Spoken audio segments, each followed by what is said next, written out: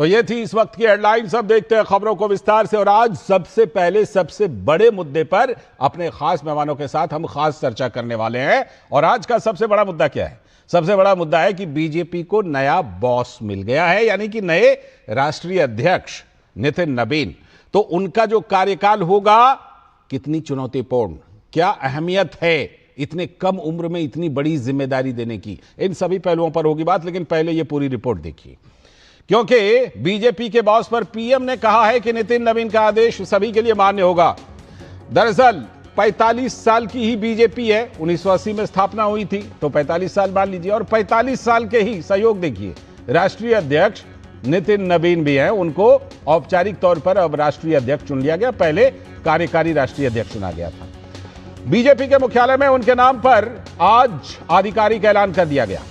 तो वहां पर पीएम मोदी सहित बीजेपी के कई शीर्ष नेताओं ने उन्हें बधाई दी, बीजेपी कार्यालय पहुंचकर बधाई दी। पीएम भी वहां पहुंचे और पीएम मोदी ने कहा कि नितिन नबीन जी को दुनिया के सबसे बड़े राजनीतिक दल का अध्यक्ष चुने जाने पर बहुत बहुत शुभकामनाएं देता हूं। साथ ही प्रधानमंत्री ने कहा कि भाजपा ने अटल बिहारी वाजपेयी, लाल कृष्ण आडवाणी और मुरली मनोहर जोशी के नेतृत्व में शून्य से शिखर तक का सफर तय किया है। वेंकैया नायडू और नितिन गडकरी के समय संगठन का व्यापक विस्तार हुआ। राजनाथ सिंह के नेतृत्व में पार्टी ने अपने दम पर केंद्र में सरकार बनाई। अमित शाह के नेतृत्व में भाजपा ने कई राज्यों में सरकारें बनाई और दूसरी बार केंद्र की सत्ता में लौटी। तो जेपी नड्डा के कार्यकाल में पार्टी पंचायत से लेकर संसद तक और अधिक मजबूत हुई। पीएम मोदी ने खुद को सबसे पहले भाजपा का कार्यकर्ता बताते हुए कहा, यही उनकी सबसे बड़ी पहचान है और गर्व है। उन्होंने कहा कि नितिन नबीन अब सिर्फ उनके अध्यक्ष नहीं हैं, बल्कि वे उनके बॉस हैं। मोदी ने साफ किया कि नितिन नबीन की जिम्मेदारी सिर्फ भाजपा तक ही सीमित नहीं है, बल्कि एनडीए के सभी सहयोगी दलों के साथ तालमेल बनाए रखना भी उनकी अहम भूमिका होगी। अपने संबोधन में नवनिर्वाचित अध्यक्ष नितिन नबीन ने कहा, यदि आज भाजपा विश्व का सबसे बड़ा राजनीतिक दल बनी है तो इसकी वजह हमारा प्रेरणादायी नेतृत्व है, हमारी विचारधारा और कार्यकर्ताओं की मेहनत है। वो कार्यकर्ता जो अनवरत काम करता रहता है, जो कठिन से कठिन परिस्थिति में भी भारत का ध्वज झुकने नहीं देता, जो सीना ठोक कर कहता है, तेरा वैभव अमर रहे मां।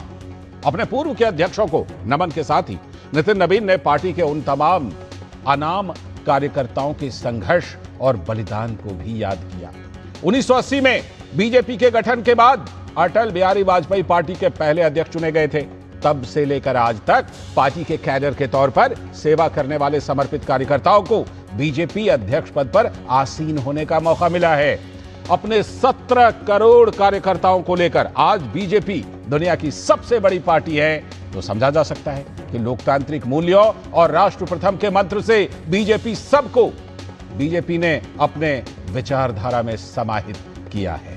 और इसी को अब आगे ले जाने की चुनौती या कहिए आगे ले जाने का कार्य नितिन नबीन के कंधे पर आया है।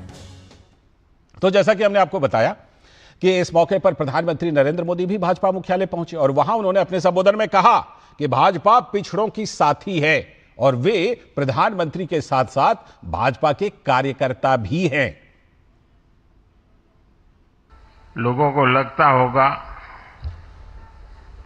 कि नरेंद्र मोदी देश के प्रधानमंत्री है, तीसरी बार प्रधानमंत्री बने, 50 साल की छोटी आयु में मुख्यमंत्री बन गए, 25 साल से लगातार हेड ऑफ द गवर्नमेंट रहे हैं। ये सब अपनी जगह पे हैं, लेकिन इन सबसे भी बड़ी चीज मेरे जीवन में है, मैं भारतीय जनता पार्टी का कार्यकर्ता हूं। ये सबसे बड़ा गर्व है। और जब बात पार्टी के विषयों को आती है, तब माननीय नितिन नबीन जी, मैं कार्यकर्ता हूं, वे मेरे बॉस हैं। भाजपा का मंत्र है, पिछड़ों को प्राथमिकता, पिछड़ों को प्राथमिकता, जिनकी किसी ने सूध नहीं ली, हमने उनकी साधना की है। भाजपा ने पार्टी विद अ डिफरेंस के रूप में अपनी यात्रा शुरू की थी। आज बीजेपी पार्टी ऑफ गवर्नेंस भी है। देश के आजादी के बाद शासन के अलग अलग मॉडल देखे हैं। कांग्रेस के परिवारवाद का मॉडल, लेफ्ट का मॉडल, क्षेत्रीय दलों का मॉडल, अस्थिर सरकारों का दौर, ये सब मॉडल देख चुका है। लेकिन आज देश स्थिरता, सुशासन और संवेदनशीलता वाला भाजपा का विकास मॉडल देख रहा है। तो वहीं भाजपा के नए राष्ट्रीय अध्यक्ष नितिन नबीन ने प्रधानमंत्री मोदी और पार्टी के शीर्ष नेतृत्व का आभार जताया। आपने मुझ जैसे सामान्य कार्यकर्ता को पार्टी का इस सर्वोच्च पद तक पहुंचाने का अवसर दिया है। मैं इसके लिए आप सभी को प्रणाम करता हूं। माननीय आदरणीय प्रधानमंत्री जी, मैं हृदय से आपका आभार व्यक्त इसलिए करता हूं क्योंकि हम लोग ने हमेशा दूर से ही एक कार्यकर्ता के रूप में किस प्रकार से आप देश सेवा का काम लगातार कर रहे हैं। आपने जो मूल मंत्र दिया, सबका साथ, सबका विकास, सबका विश्वास, सबका प्रयास, आज देश का हर पूरा जनमानस उसके साथ अपने आप को जोड़कर देख रहा है। तो ये आपने देखा कि क्या कुछ भाजपा मुख्यालय में माहौल था, लेकिन विपक्ष को भी कुछ तो कहना है। कांग्रेस के नेता पवन खेड़ा ने कहा कि एक तरफ भाजपा बिना चुनाव कराए अध्यक्ष का चयन कर रही है और दूसरी तरफ साधु संतों पर उधर प्रयागराज में अत्याचार हो रहा है। इनका एक नया अध्यक्ष बिना चुनाव के चुना जा रहा है, बिना किसी ज्ञानेश कुमार के, बिना किसी वोटर लिस्ट के, बिना किसी भी प्रक्रिया के चुना जा रहा है। और आज संतों के आंसू गिर रहे हैं, श्राप लग रहा है। आज जो हो रहा है यह ऐतिहासिक है। इसलिए कल भी हमने इस मुद्दे पर प्रेस वार्ता की और आज भी मजबूर होकर हम इस मुद्दे पर प्रेस वार्ता कर रहे हैं क्योंकि ये हमसे नहीं देखा जाए। पवन खेड़ा कहीं की बात कहीं से जोड़ करके सवाल उठा रहे हैं, लेकिन हक है, विपक्ष है तो हक है। आज इसी पर चर्चा करेंगे कि जो बीजेपी के नए बॉस बने हैं नितिन नबीन, उनके सामने आगे क्या क्या चुनौतियां हैं और इससे पार्टी ने क्या संदेश दिया है और इसके मायने क्या हैं। इसी पर चर्चा करने के लिए हमारे साथ डॉक्टर कौशल कांत मिश्रा जी, भारतीय जनता पार्टी के प्रवक्ता, बहुत बहुत स्वागत। कौशल जी नमस्ते। पवन पटेल जी, कांग्रेस के नेता, पवन जी बहुत बहुत स्वागत, नमस्ते आपको भी। और विनोद मिश्र हमारे सलाहकार संपादक यहीं पर हमारे साथ स्टूडियो में मौजूद हैं, जिनसे मैं शुरुआत कर रहा हूं। विनोद जी, क्या मायने इसके निकलते हैं और खास तौर पर जो प्रधानमंत्री ने वहां पहुंचे, वो खुद पहुंचे वहां पर और पहुंच करके जैसी बातें प्रधानमंत्री ने कही हैं उसके क्या मायने? क्योंकि देखिए, पहले कार्यकारी अध्यक्ष के तौर पर 45 साल के नितिन नबीन का चयन और उसके बाद अब राष्ट्रीय अध्यक्ष पर भी औपचारिक तौर पर वो हो गए, तो इसका क्या संदेश है बीजेपी के लिए? और सहयोग देखिए, 45 साल की बीजेपी, 45 साल के नए अध्यक्ष। लालजी, मैं एक चीज और जोर दे रहा हूं, 45 साल की बीजेपी तो 75 साल के जनसंघ की भी ये पार्टी है जी, ये बात ये सही भी है। 75 साल हुआ है। बिल्कुल, बीजेपी उसी से निकली हुई पार्टी जी। है। आज का जो प्राइम मिनिस्टर का अपने कार्यकर्ताओं का जो उद्बोधन था, मुझे लगता है कि ये भविष्य की बीजेपी का एक ब्लूप्रिंट है। हमने सुना है लालजी, जो प्राइम मिनिस्टर मोदी ने आज जो भाषण अपने कार्यकर्ताओं के सामने में रखा है और उद्बोधन रखा है, वो एक भविष्य के बीजेपी का अपने सामने में एक जनरेशन शिफ्ट का कि जो बीजेपी है उस बीजेपी के सामने में एक ब्लूप्रिंट और उसकी एक चुनौती को रखा है। कैसी हो बीजेपी और क्या है बीजेपी। मैंने सुना कि अगर प्राइम मिनिस्टर मोदी उस समय में ये कह रहे थे कि हमने भारत सरकार का एक स्कीम है जनमन स्कीम, हम लोगों में से कम ही लोग जानते होंगे कि जनमन स्कीम क्या है जी। और प्राइम मिनिस्टर मोदी कह रहे थे कि जब जनमन स्कीम को भारत सरकार ने उस समय में योजना में लाई थी, वो कोई वोट बैंक के लिए नहीं था, कोई बहुत बड़े ऐसे समूहों के लिए नहीं था जिसमें सरकार को फायदा होता। वो आदिवासी समाज के सबसे पिछड़े वर्ग, बिल्कुल, जिसको हम लोग राष्ट्रपति के दत्तक, मुझे याद है झारखंड से इसकी शुरुआत हुई थी और प्रेसिडेंट महोदया ने ही उसको ये किया था जी।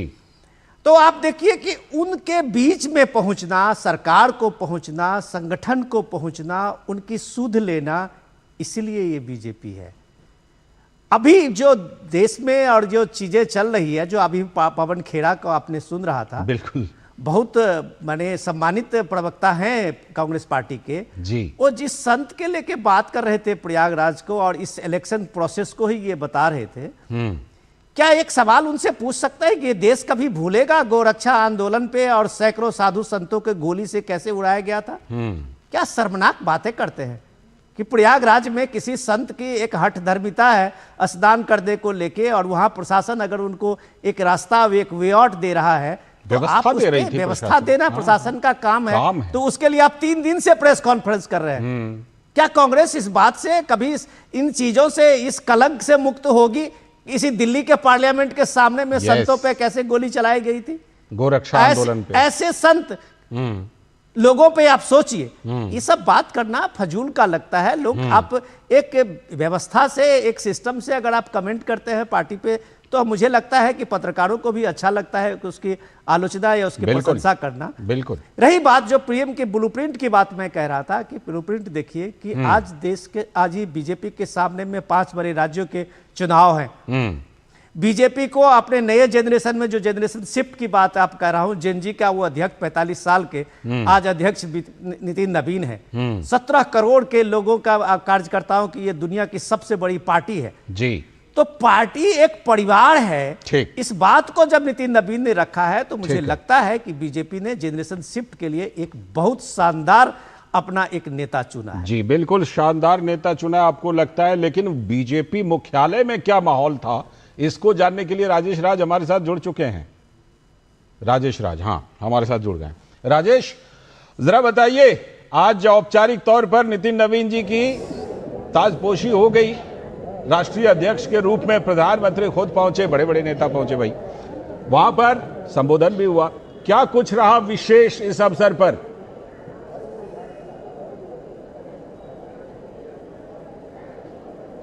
देखिए, सबसे जो महत्वपूर्ण बात है लालचंद, जो मैंने अपने एक पॉलिटिकल रिपोर्टर के तौर पर जो मैंने महसूस किया, वो यही कि प्रधानमंत्री नरेंद्र मोदी नितिन नवीन को जहां एक पुत्रवत स्नेह दे रहे थे और सबसे पहले माला पहनाकर उन्होंने उनको जहां सम्मानित किया, उनका अभिनंदन किया, वहीं अपने कार्यकर्ताओं और पार्टी के तमाम मुख्यमंत्रियों और तमाम जो उनके वरिष्ठ नेता थे, उनको एक मैसेज भी देने की कोशिश की कि माननीय नितिन नवीन है, मैं एक कार्यकर्ता हूं और ये हमारी पार्टी के बॉस हैं। तो निश्चित तौर पर आप समझ सकते हैं कि 45 साल की बीजेपी और 45 साल का उसका युवा राष्ट्रीय अध्यक्ष एक बड़ा संदेश है उन लोगों के लिए जिन लोगों को प्रधानमंत्री पहले ही कह चुके हैं कि हम 1 लाख वैसे नौजवानों को राजनीति में लाना चाहते हैं जो किसी पॉलिटिकल परिवार से नहीं है, यानी सामान्य जो नौजवान हैं उनको प्रधानमंत्री सियासत में लाने के पक्षधर हैं, जो कहीं ना कहीं युवा और छात्र राजनीति को ही न सिर्फ आगे बढ़ाएंगे बल्कि उन लोगों के लिए एक बड़ा संदेश होगा जो सीताराम केसरी से लेकर मल्लिकार्जुन खड़गे तक के दौर को जिन्होंने देखा है और जिन लोगों ने बुजुर्ग राष्ट्रीय अध्यक्षों की ताजपोशी को देखा है, उनके लिए भी एक करारा जवाब होगा। और प्रधानमंत्री ने यह भी कहा कि क्षेत्रीय पार्टियां जो सिर्फ मुख्यमंत्री और राष्ट्रीय अध्यक्ष अपने परिवार के लोगों को बनाते हैं, उन लोगों के लिए भी एक बड़ा संदेश है नितिन नवीन का। और प्रधानमंत्री जिस तरीके से नितिन नवीन को बार बार माननीय नितिन नवीन जी कहकर संबोधित कर रहे थे, इसमें भी एक संदेश है। कहीं यह स्पष्ट पता चल रहा था कि नितिन नवीन आने वाले दिनों में भाजपा के सशक्त राष्ट्रीय अध्यक्ष होंगे और बंगाल आपने बिल्कुल एकदम सही पकड़ा एक राजनीतिक रिपोर्टर के तौर पर कि सबसे बड़ा मैसेज यही है, माननीय नितिन नवीन, एक तरफ पुत्रवत स्नेह, दूसरी तरफ माननीय नितिन नवीन और हमारे बॉस और मैं खुद कार्यकर्ता। इससे संदेश पार्टी के अंदर भी और पार्टी के बाहर भी है। इसीलिए आज पहले कौशल कांत मिश्रा जी, क्या प्रधानमंत्री ने संदेश दिया ये कहकर कि नितिन नवीन जी आप हमारे बॉस, हम आपके साधारण कार्यकर्ता, ये संदेश बाहर वालों के साथ साथ पार्टी के अंदर वालों के लिए भी था क्या, कौशल कांत मिश्रा जी? लालचंद जी, जब सब दुनिया की सबसे बड़ी डेमोक्रेसी के प्रधानमंत्री अपने आप को एक कार्यकर्ता बताते हुए माननीय नितिन नवीन जी के नेतृत्व को आदर दे रहे हैं, तो ये पूरा मैसेज पूरे देश को है, पूरे पार्टी के सभी कार्यकर्ताओं को है कि जब मैं डिसिप्लिन में माननीय कह के बात कर रहा हूं तो माननीय अध्यक्ष जी तो माननीय रहेंगे। और ये एक बहुत इंपॉर्टेंट और स्ट्रांग मैसेज है, जिससे कि इसी का नाम है भारतीय जनता पार्टी। भारतीय जनता पार्टी अनुशासन की पार्टी है, कैडर बेस्ड पार्टी है, और वो अनुशासन को किस तरह से निर्धारित करती है इसका एग्जाम्पल माननीय प्रधानमंत्री जी ने दिया। और नितिन जी ने जिस तरीके से अपनी उनके बात करने का जो उन्होंने अपना छोटा सा भाषण दिया, जो उन्होंने गाइडलाइन दी, उन्होंने कुछ बातें बोली कि राजनीति सत्ता के लिए नहीं बल्कि साधना के लिए है जी। राजनीति भोग का विषय नहीं बल्कि त्याग का विषय है। और राजनीति केवल 100 मीटर की दौड़ नहीं है बल्कि ये मैराथन है। बिल्कुल। और उन्होंने कार्यकर्ताओं को यह भी मैसेज दिया कि आप सिर्फ अपना ईमानदारी से काम करते रहिए, नेतृत्व तो आपको देख रहा है, जैसे उसने मुझे देखा वैसे वो आप सबको देख रहा है, और कोई भी माननीय नितिन नवीन बन सकता है आने वाले समय में। तो इसलिए ये कार्यकर्ताओं को बहुत ही अच्छा और बहुत ही सकारात्मक संदेश दिया गया। बिल्कुल। मैं आपके पास लौटता हूं, लेकिन पवन पटेल जी, आज ये भी बात हो रही है कि राहुल गांधी और कांग्रेस युवाओं की बात करते हैं, बेशक करते हैं, करते ही रहते हैं, लेकिन एक तरफ अब ये बात हो रही है कि कांग्रेस के पास 80 साल के राष्ट्रीय अध्यक्ष हैं,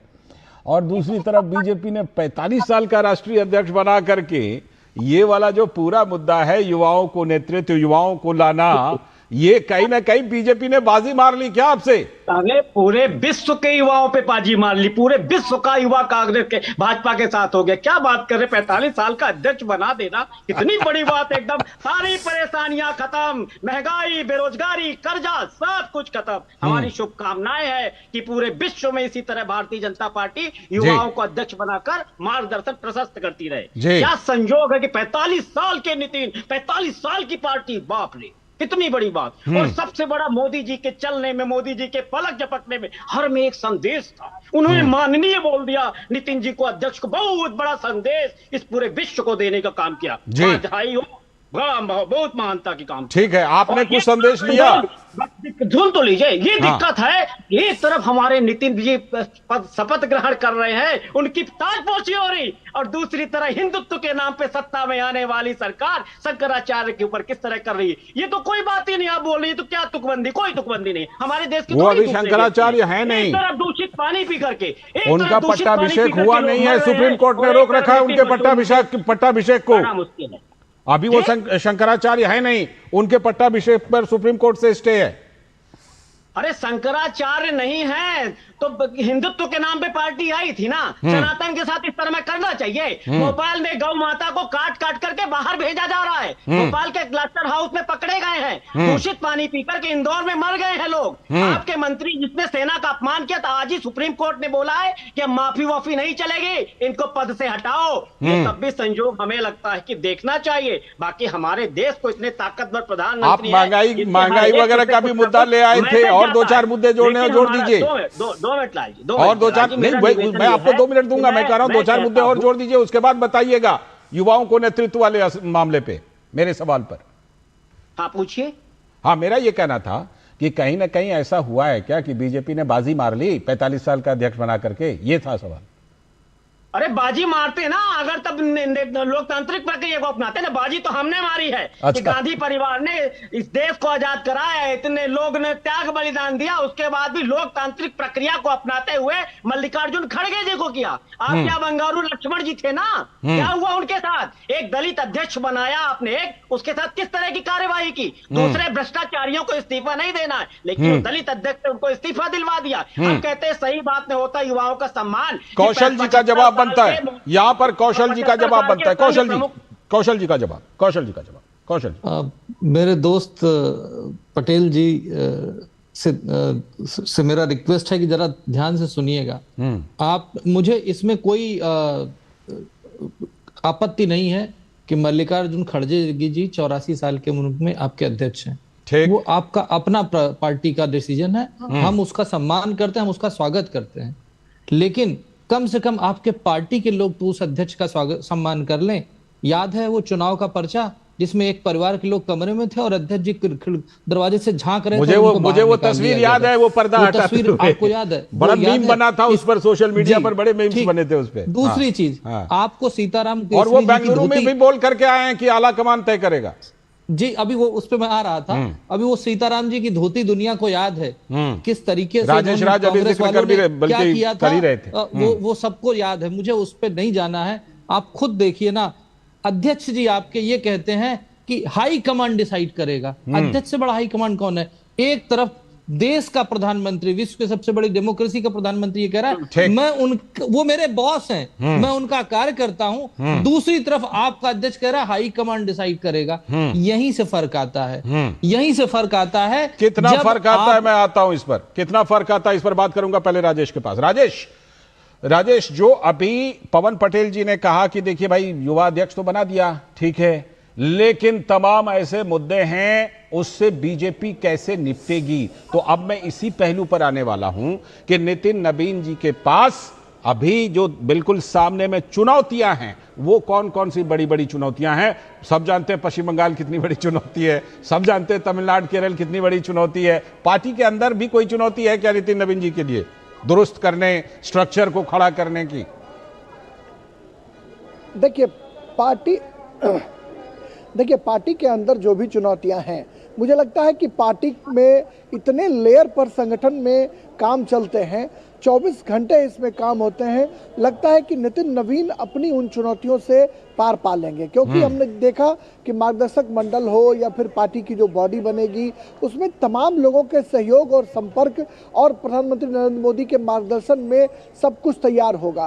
तो कहीं ना कहीं जो युवाओं को प्रतिनिधित्व देने की बात है उसका समायोजन और जो अनुभवी चेहरे हैं उनका सामंजस्य देखने को मिलेगा। और चूंकि नितिन नवीन का व्यक्तित्व बहुत ही सॉफ्ट है, बहुत ही मिलनसार व्यक्तित्व के धनी है, और मैंने कार्यकारी अध्यक्ष के तौर पर हमने देखा कि वो किस तरीके से बीजेपी बीट रिपोर्टर्स को बुला करके मिल रहे थे। दिन भर जो पार्टी के कार्यकर्ता हैं, देश भर के नेता कार्यकर्ता, उनसे मिलते रहे हैं। और एक बड़ा संदेश देखिए लालचंद जी की अभी भी विनोद तावड़े जो पार्टी के महासचिव हैं, उन्होंने कार्यक्रम खत्म होने के बाद कहा कि लोग पहले भोजन के लिए जाएं और फिर राष्ट्रीय अध्यक्ष से आकर बारी बारी से लोग मिल सकते हैं। क्या आप रीजनल पार्टियों में किसी राष्ट्रीय अध्यक्ष से सीधे तौर पर जाकर मिल सकते हैं? या किसी दो ऐसी पार्टियों में जहां पर कि राजतंत्र हो या परिवार तंत्र हो, वहां जाकर क्या 1 घंटे में या 1 दिन में किसी राष्ट्रीय अध्यक्ष से मुलाकात हो सकती है? यह एक बड़ा सवाल है कि भारतीय जनता पार्टी ने एक ऐसा राष्ट्रीय अध्यक्ष तैयार किया है जो राष्ट्रीय अध्यक्ष लोगों से मिल रहा है, आराम से बातें कर रहा है और उनकी बातों को सुनकर उसे फुल प्रूफ बनाने की कोशिश कर रहा है। तो आने वाले दिनों में नितिन नवीन के लिए चुनौतियां जितनी भी हों, लेकिन उन चुनौतियों से वो निपटने में माहिर है, युवा तुर्क है, और बंगाल का किला फतह करने की उम्मीद प्रधानमंत्री को है। और उन्होंने कहा कि नितिन नवीन के नेतृत्व में बंगाल का किला फतह करेंगे और बीएमसी का जो किला है वो उनके कार्यकारी अध्यक्षीय काल में फतह हो चुका है। इसकी चर्चा कार्यकर्ता कर रहे हैं। आपने उनके व्यक्तित्व की बात की, मुझे 21 साल पहले की एक घटना याद आती है। छपरा के चुनाव प्रभारी थे और पहली बार मैं नितिन नवीन से मिला था। उस समय पहली बार के शायद विधायक थे, बात 2005 की है, और मुझे किसी ने मिलवाया कि ये छपरा के चुनाव प्रभारी हैं बीजेपी के, इनसे मिलिए। मैंने उस समय भी व्यक्तित्व में वही बात देखी थी जो आज आप उल्लेख कर रहे हैं। खैर विनोद जी, एक संदेश प्रधानमंत्री का ये भी कि नितिन नवीन जी के सामने सिर्फ बीजेपी के अध्यक्ष तो हैं ही, बीजेपी को तो लेकर चलना ही है, लेकिन एनडीए को लेकर चलना है, इसका भी बहुत बड़ा संदेश। सबसे पहले तो पवन जी, राजनीति में मुझे ऐसी कांग्रेस पार्टी से एरोगेंसी की उम्मीद थी जो आप दिखा रहे थे। तो उम्मीद पर खरे उतरे ना फिर? आप बिल्कुल खड़े पे उतरे हैं। ठीक है। एरोगेंसी जो है वही बात जब आप देखते हैं बीजेपी में तो आपको सीख लेनी चाहिए। कांग्रेस आ रहा हूं पवन पार्टी, जी, आप ही कांग्रेस जवाब पार्टी, दीजिए, आ रहा हूं। देखिए आप आ रहा हूं, बस ये सुनिए, पूरी कम कर से लें, कम उसके बाद सुनने का धैर्य रखिए। आ रहा हूं वो सुन कोई रहे भी हैं। राजनीतिक पार्टी को जब तक एक दूसरे पार्टी के साथ में, ये बीजेपी अचानक नहीं शून्य से शिखर की पार्टी बन गई है, सफर तय किया है। कोई जादू नहीं है, ये शून्य से शिखर तक बीजेपी की पहुंची है। उसमें वो प्रतिबद्धता है जी, उसमें वो अनुशासन है, उसमें वो समर्पण है, और उसमें वो विचारधारा है। और वो विचारधारा जब राष्ट्र का होता है, राष्ट्रीय प्रेम का, राष्ट्रीय स्वभाव का, तो आपको एक बीजेपी जैसी पार्टी बनती है। आप जो पार्टी के लिए एक शंकराचार्य का मुद्दा उठा रहे थे, पार्टी के आज बीजेपी ने अध्यक्ष का चुनाव हुआ है, इस पे बात करने के बदले में आप प्रयागराज के माघ मेले की बात कर रहे हैं। तो समझ में आती है कि आपके पास में कोई मुद्दे नहीं, ठीक, आप लोग पार्टी सीखने के लिए भी तैयार नहीं है। इतना इंपॉर्टेंट चीज है, आज आप इस चीज को सामने में रख सकते थे कि हु इज द बॉस इन कांग्रेस। ये बात आज कर्नाटक में 3 महीने से उलझा हुआ है, कौन बॉस है भाई? खींचतान चल रही। आपके पार्टी में कोई निर्णय नहीं कर पा रहा है कि भाई सीएम डिप्टी सीएम बनेगा या डिप्टी सीएम ही रह जाएगा। ये लोगों को पता है, पता इसलिए मैं कह रहा हूं कि जो बीजेपी ने आज नितिन नवीन के एक अध्यक्ष के रूप में, बीजेपी के 17 करोड़ कार्यकर्ता के अध्यक्ष में है, ये भविष्य की बीजेपी के आपके सामने में रखा है। बिल्कुल, बीजेपी ने अपना, आज प्राइम मिनिस्टर ने जो ब्लूप्रिंट दिया है भविष्य के बीजेपी का, वो भी आपके सामने में है। बिल्कुल, कि बीजेपी किस तरह से आगे बढ़ेगी और किस तरह जेन शिफ्ट जो है उसको किस तरह से इस धारा में जोड़ेगी। फिर भी आप अभी वहां पे माघ मेले में टिके हुए हैं। बिल्कुल बिल्कुल, अभी हाल में प्रधानमंत्री ने बोला भी था कि जेनजी का असली समर्थन तो बीजेपी को मिल रहा है। जेनजी का हाँ, पवन पटेल जी, आप ही का जवाब, आप ही का जवाब। विनोद जी ने कुछ सवाल खड़े किए। भावनाओं को ना समझो आप किसी विशेष तरह का चश्मा लगा करके, तो देखो मतलब आवाज कितने अच्छा विषय है नितिन जी। तो पूरे दुनिया में जो असमानताएं हैं, जो दिक्कतें हैं, जो परेशानियां, सरकार के नाम पे भी कोई जिम्मेवारी होती कि नहीं होती? मैं, मेरी पार्टी, मेरा कार्यकर्ता के लिए तो भाजपा जी रही है, भाजपा कर रही है। जेपी नड्डा जी ने कितना अच्छा कार्य करते हैं। तेल बिक गया, रेल बिक गया, बिका हवाई अड्डा, सब कुछ बेचकर खुश है इनके जेपी नड्डा सांसद जी ने सदन में उठाया। इतने के बाद भी खुश होने के बाद है, आज वो उनका कार्यकाल कितना अच्छा था। और आज हम जो परिस्थितियां उसकी बात ना करें, आपको ना बताएं कि हम ये तो विपक्ष का काम है, बिल्कुल कीजिए। स्वागत किया, लेकिन हमने कहा कि जो समस्याएं हैं उन समस्याओं को खत्म करने की दिशा में भी काम करना चाहिए। सबसे बड़ा मैसेज जाता, जब 75 साल वाली बात हुई तो मोदी जी रिटायर होने वाले थे ना, मौखिक आपके यहाँ आदेश था ना, तब कितने लोगों ने जिक्र किया। लेकिन जब संघ प्रमुख और जब मोदी जी दोनों 75 साल की बारी आई तो हट दिया। अरे नॉर्मल था मोदी जी का जो भाषण था, बड़ा नॉर्मल था भाषण था। कोई अध्यक्ष रहता तो बोस रहता, आप लोग उस भाषण में पता नहीं कितना मतलब पूरे विश्व की शांति का रास्ता तो उनके 75-76 से आपको क्या मिल जाएगा पवन जी? पवन जी, वो पीएम 75 के हो या 76 के हो, आपको क्या मिल रहा है? आप चाहते हैं कि प्रधानमंत्री मोदी जी रिटायरमेंट ले लें ताकि रास्ता साफ हो, ये चाह रहे हैं क्या? इसी तरह की हालत हर व्यक्ति की होगी। जादू है तो चुनाव आयोग जादू दिखा तो रहा है, कितने सारे जादू दिखाया। राहुल गांधी जी ने कितना कौशल जी जवाब देना चाह रहे हैं, कौशल जी जवाब दे रहे हैं आपको। जादू दिखा देंगे, डिजिटल फॉर्मेट में वोटर लिस्ट है तो मोदी जी का चुनाव बता देंगे। ठीक है, कौशल जी जवाब दीजिएगा, कौशल जी जवाब दीजिएगा। और एक चीज और जोड़ लीजिएगा जो मैंने विनोद जी से पूछा था कि प्रधानमंत्री ने कहा है कि नितिन जी की जिम्मेदारी ये भी है कि एनडीए को भी आगे लेकर चले बढ़िया से। कौशल जी, पवन जी इतना गुस्से में नहीं बोलते हैं, नहीं गुस्से में नहीं, छोटा सा सॉफ्ट मैटर है। सुनिए, अब अगर हम देखिए यहाँ पे राष्ट्रीय दल, आपका राष्ट्रीय दल है कांग्रेस, सबसे पुराना, जैसे हम कहते हैं कि हमारा दुनिया का सबसे बड़ा राष्ट्रीय दल है, हम ये भी मानते हैं कि कांग्रेस भारत की सबसे पुरानी पॉलिटिकल पार्टी है और उसका सम्मान है हमारे मन में। आपको ये समझना पड़ेगा कि आप देखिए, मैं टिप्पणी कर रहा हूं, उसको अदरवाइज मत लीजिएगा। राजीव जी जब प्रधानमंत्री बनाए गए थे तो उनके पास क्या एक्सपीरियंस था? कोई एक्सपीरियंस नहीं था। उसी तरीके से राहुल जी प्रधानमंत्री के पद के उम्मीदवार बना दिए गए थे, अध्यक्ष बना दिए गए थे, क्या एक्सपीरियंस था? उसके बाद अगली जनरेशन में रोहन वाड्रा का नाम बदल करके रोहन गांधी शायद हो गया है, अखबारों में ऐसा आ रहा है। रेहान, क्या परिवर्तन? आप रेहान वाड्रा का, ठीक है। समस्या यह है कि कांग्रेस की विचारधारा और भारतीय जनता पार्टी विचारधारा में मूलभूत अंतर यह है कि हमारे लिए राष्ट्र प्रथम है, आपके लिए परिवार प्रथम है। यही वजह है कि आज भारतीय जनता पार्टी शून्य से शिखर की तरफ जा रही है और आप शिखर से 400 सीटें थी जब इंदिरा जी के साथ दुर्घटना हुई थी, बहुत हमारी प्रधानमंत्री थी, अफसोस है। आप बात 1984-85 की कर रहे हैं। आप बिल्कुल, हाँ, उसके बाद 400 सीटें ला करके आज कहां पहुंच गए, इसलिए क्योंकि आपकी विचारधारा में प्रॉब्लम है। पवन जी कुछ काउंटर कर रहे हैं। मैं पवन जी कुछ काउंटर करना चाह रहे हैं सर, मैं खत्म कर रहा हूं। एक तरफ नितिन जी का देखिए, आरएसएस का परिवार, 5 बार विधायक, छत्तीसगढ़ 2024 के विधायक, लोकसभा छत्तीसगढ़ के विधायक, हमारे युवा मोर्चा के राष्ट्रीय संगठन मंत्री, हमारे युवा मोर्चा के प्रदेश अध्यक्ष, इन सारी परिपाटियों के बाद अब वो अध्यक्ष का चुनाव, तो आपको ये समझना पड़ेगा। और हमारे यहाँ एक भी अध्यक्ष ऐसा नहीं है जो एक परिवार से आया हो। पवन जी का काउंटर। पवन जी परिवारवाद के खिलाफ भी संदेश दिया है नितिन नवीन को अध्यक्ष बना के। नितिन जी के भी पिताजी विधायक थे कई बार। हाँ, ये बात सही है। सुन तो लीजिए, उसके पहले किसी पद पे नहीं थे जितना मैंने पढ़ा है। और दूसरा मेरा निवेदन आपसे ये है कि जो आप हमारी बात कर रहे हैं, सही बात है, बहुत अच्छा आपने बताया, प्रयास किया, लेकिन हमारी भावनाओं को भी समझने का प्रयास करिए। आपने कितनी बड़ी बोले कि हमारी पार्टी शून्य से शिखर की ओर जा रही है, और देश हमारा कहाँ जा रहा है? देश को सिर्फ शून्य से शिखर की ओर जाना चाहिए, देश को ले जाना चाहिए। देश 11वें नंबर से चौथे नंबर पर आ गया जी। आपने क्या देश के डायनामिक प्रधानमंत्री देश 11वें नंबर से चौथे नंबर पर आ गया। देश का कर्जा कितना हो गया? अब ये देखिए, वाली बात, आपकी बात जब हमने कर्जा अमेरिका के ऊपर सबसे ज्यादा है, क्या करे अमेरिका? आप बस ये चाहते हो कि अमेरिका के ऊपर सबसे ज्यादा कर्जा है, तो ये नहीं हो पाएगा। अगर राहुल गांधी बड़ी होती है तो कर्ज ज्यादा होता है। भारत छोड़ो यात्रा कर ली, आप नितिन, शुक्रिया, अध्यक्ष की बात कर रहे हैं कि बड़े सौम्य है, सब कुछ है, तो ऐसे तो राहुल गांधी जी भी पूरी यात्रा कर ली। आपका भारतीय जनता पार्टी का कार्यकर्ता ना पूछा, लेकिन राहुल गांधी इंदौर में दूषित पानी पीने से मर गए। अब हम इसकी बात ना करें कि दूषित पानी पीने से मर गए। पवन जी, राहुल गांधी जी चिर युवा हैं, और भगवान करे वो युवा बने रहे। आपको कोई शक है उनके युवा होने में? क्या उनकी बात जैसे सुन रहा है सुनता रहे। चलिए, शुक्रिया, लेकिन इतनी बात बिल्कुल सही है। ये बात तो फैक्चुअल है कि उम्र के आधार पर अगर देखा जाए तो बीजेपी के नए अध्यक्ष सबसे युवा हैं, क्योंकि उनकी उम्र सबसे कम है।